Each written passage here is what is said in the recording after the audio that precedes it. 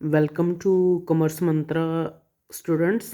बेटा आज मैं आपको ट्रीटमेंट ऑफ गुडविल सिखाऊंगा in the case of retirement. हमारे पास एक क्वेश्चन है जिस क्वेश्चन की मदद से हम ट्रीटमेंट ऑफ गुडविल समझेंगे। हमें क्वेश्चन दिया हुआ है ABCD, 4 पार्टनर्स हैं, उनकी ओल्ड रेशो है 3:3:2:2। ठीक है। डी रिटायर हो गया चारों में से और ए बी सी ने फ्यूचर के लिए एक रेशो डिसाइड की है जो है 3:1। इसको न्यू रेशो कहेंगे। एक ओल्ड रेशो दी हुई है जो उनकी ओल्ड प्रॉफिट शेयरिंग रेशो है। एक उन्होंने फ्यूचर के लिए एक रेशो डिसाइड की है। एक हमें फर्म की गुडविल दे रखी है 6 लाख रुपए। फर्म की ऑलरेडी अपीयर्ड गुडविल है ये तो फर्म की गुडविल है जो दे रखी है हमें 6 लाख रुपए। एक फर्म की ऑलरेडी अपीयर, जो फर्म की बुक्स है उसमें ऑलरेडी अपीयर गुडविल है 4,50,000 रुपये। फर्म का डिविजिबल प्रॉफिट भी दिया हुआ है डी की रिटायरमेंट के बाद 1,20,000 रुपये।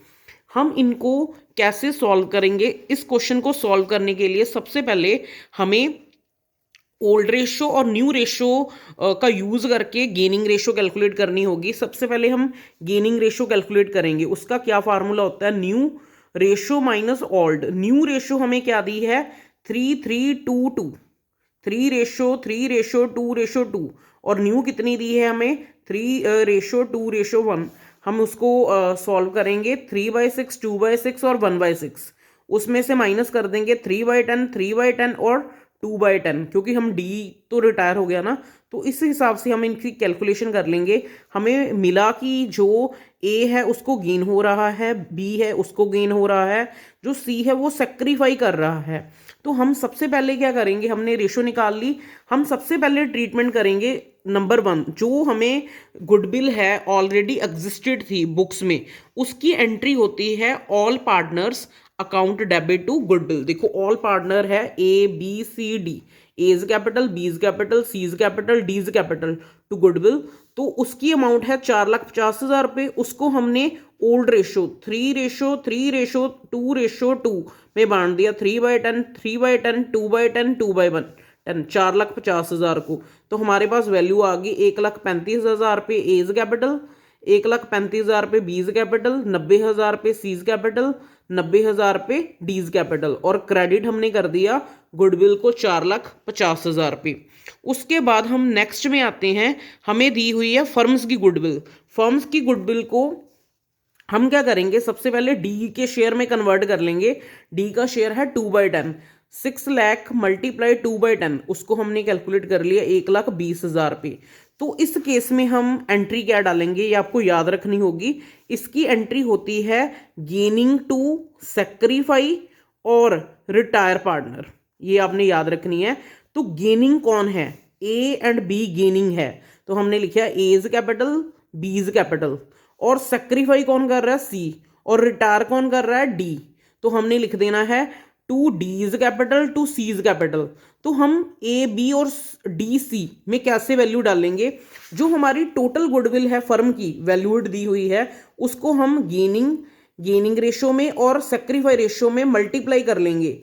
तो हम क्या करेंगे? जितनी हमारी वैल्यू है, जैसे मैं एक आपको निकाल के दिखा देता हूँ, 6,50,000 मल्टीप्लाई 12/60, फिर 6 लाख मल्टीप्लाई 2/60।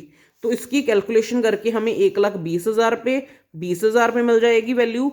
और इसी तरह से जैसे डी की वैल्यू मैंने ऑलरेडी निकाल ली है 1,20,000 रुपये। अगर हम सी की वैल्यू भी निकालना चाहते हैं तो 6 लाख मल्टीप्लाई सी की सेक्रीफाई है -2/10, तो उसको हमने 20,000 रुपये निकाल लेना है। एक हमें लास्ट में दिया हुआ है प्रॉफिट 1,20,000 रुपये का। उसकी एंट्री क्या होती है? जो प्रॉफिट होता है उसकी एंट्री को हम जितने पार्टनर बच जाएंगे उसमें ट्रांसफर कर देंगे।